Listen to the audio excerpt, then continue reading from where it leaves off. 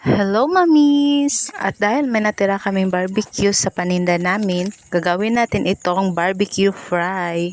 With crispy fry, of course. Not sponsored. Mas masarap ang ating barbecue kapag ginawa nating barbecue fry. Gaya nito, fried isaw.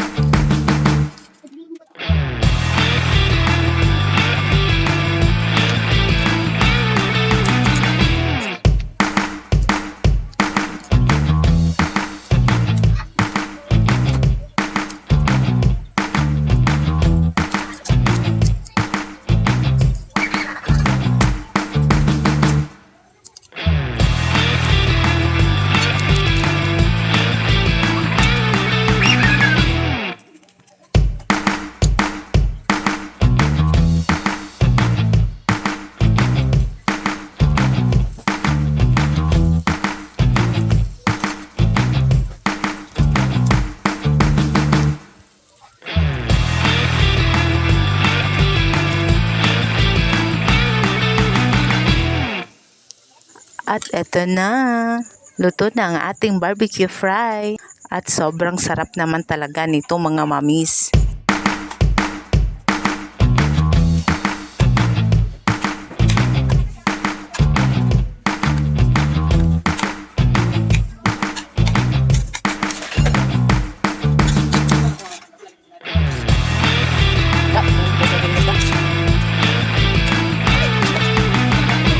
Mahala na.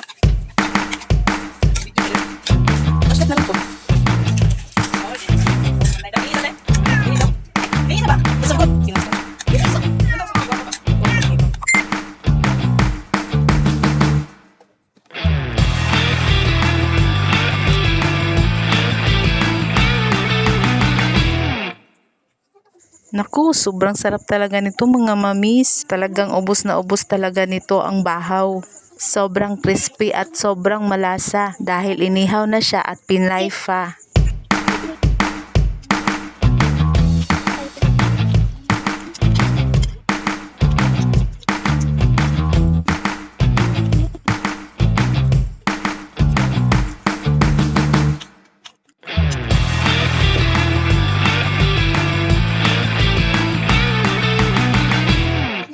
At ayan, sarap na sarap talaga ang mga bata. Sobrang gustong gusto talaga nila. Kaya mga mamis, kapag meron kayong natirang ulam na barbecue, gawin nyo na rin itong barbecue fry. Sobrang sarap, hindi ka talaga magsisisi.